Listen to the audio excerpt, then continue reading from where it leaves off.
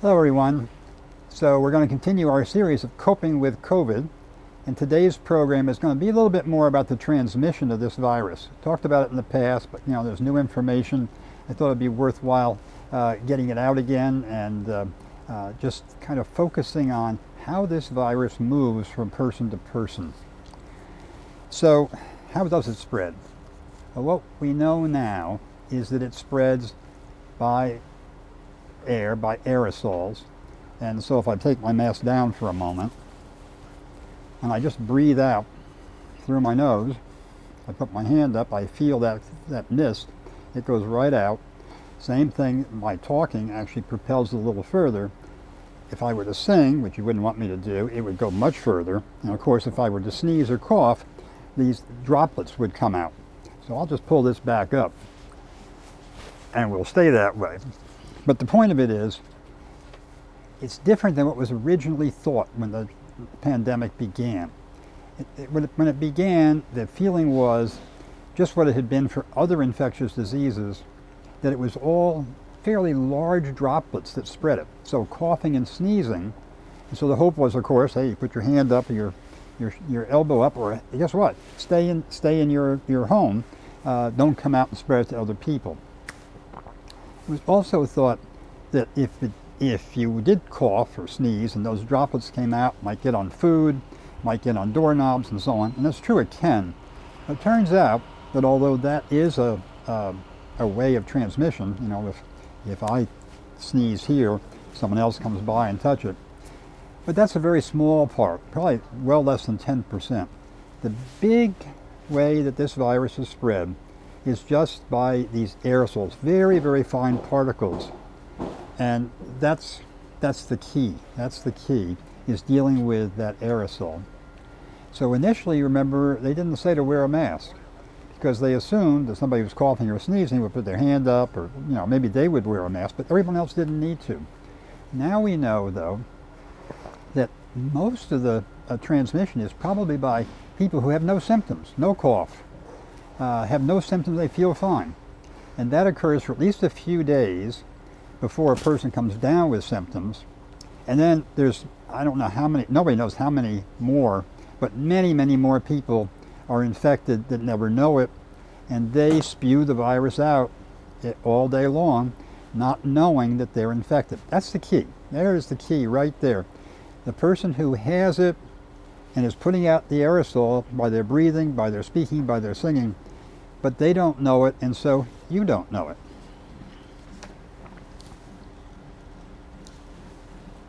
I use this term, it's a little not far-fetched at all, but a person can be a typhoid Mary. They can spread the virus to many, many people, never realizing it that they're the spreader, unless they were to get tested, but they don't get tested because they don't have any symptoms. So it's one of those, catch-22 sort of situations, which gets to what's the key to prevention: wearing a mask. Mask, social distance, because the aerosol goes out. We want to avoid a crowded space for the same obvious reason. We want to avoid a space where the air circulation, air exchange, I really should say, is not good. Now out here, we're outside. That's the best air exchange of all. But inside, there's a lot of locations where the air doesn't circulate that much, and if you get a lot of people together, say in a restaurant, small restaurant, low ceiling, there's a lot of chance there for those aerosols to move all around. So, I know I said this, I'll say it again though. The purpose of the mask is not to prevent everything. These things can't stop every virus coming out or every aerosol coming out of my mouth, nor can it prevent everything that you might spew toward me in. But it can cut down, dramatically. And here's a little diagram, shown this before. The point of it is, if I'm infected and I'm wearing a mask, that's going to stop a lot from coming out. Not 100%, stop a lot. If you're wearing a mask, that will help stop it again from getting to you. And percentage-wise, it's probably much more important that I'm wearing the mask because I'm the one who's asymptomatic with the infection, and putting the virus out. So really important for me to wear it, but still important for you as well. And since no one knows who that infected person is, you got to wear your mask. You got to wear it all the time. I don't know if I'm infected. I need to wear a mask. You don't know if I'm infected. You need to wear a mask. It's just, that's it. That's the key message here. Now, my note here is in very small print, but today is the 24th of September when we're taping this. Last Friday, before the Senate, Robert Redfield, Dr. Redfield, who's the head of the Centers for Disease Control, CDC, made a plea again for wearing a mask. And let me just read this to you. Face masks are the most important, powerful public health tool we have. Most important, powerful public health tool we have. And I will continue to appeal to all Americans, all individuals in our country, to embrace these face coverings. I've said it before, if we did this for 6, 8, 10, 12 weeks, we could bring this pandemic under control. It's a very powerful message. Here's a picture of him before the Senate, holding up his mask and making that plea, if you will, that if all of us do it together, it would make a huge, huge difference. Of course, we all see it all the time. Not everybody wears a mask, or they want to talk to you and they say, "Oh, hello, I want to talk to you," so they pull the mask down, which is, makes no sense at all, but it seems to be human nature to do that. Or you see people walking around with a mask down here under their chin, and they forget when you come in close that they should pull it up. So, and some people have it, they don't get their nose covered. Thing is, your nose is very important because the aerosol comes out of there. Mouth is very important. The aerosol comes out of there. Got to keep them both covered. Do it all the time. Now, social distancing.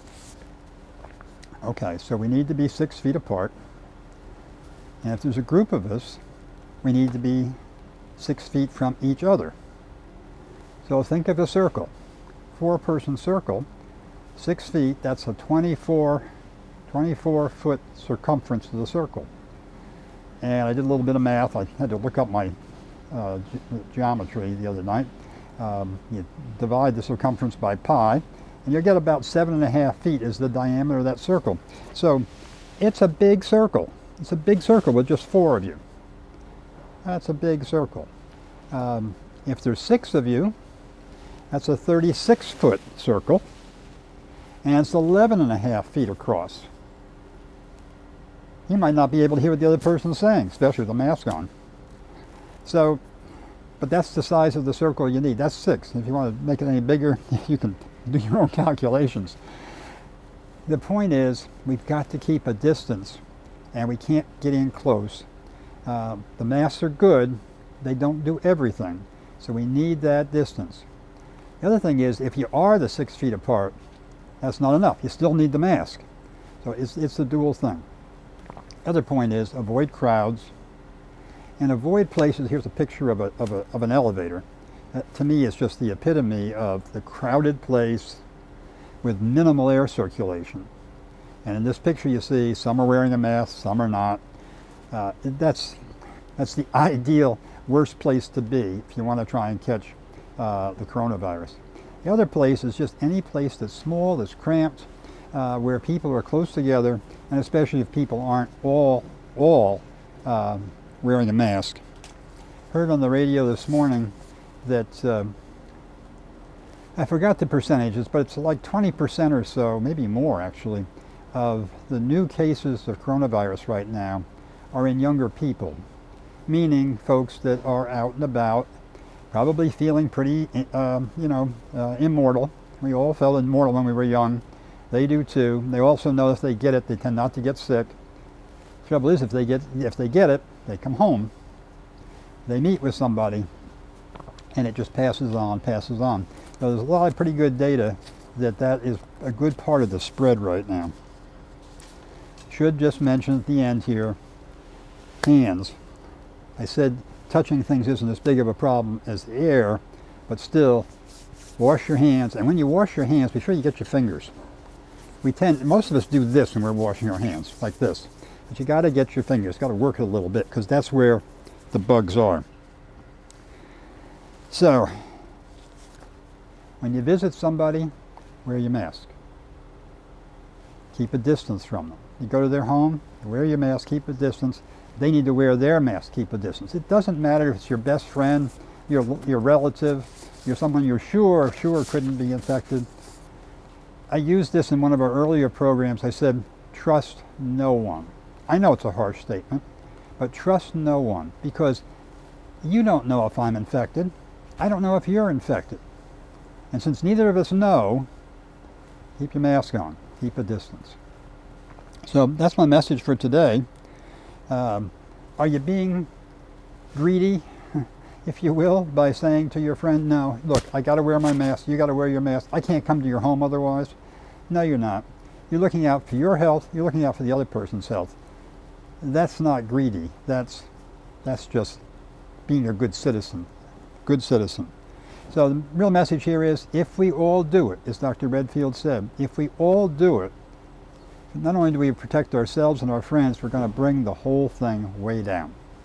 So let's all do it. Thanks.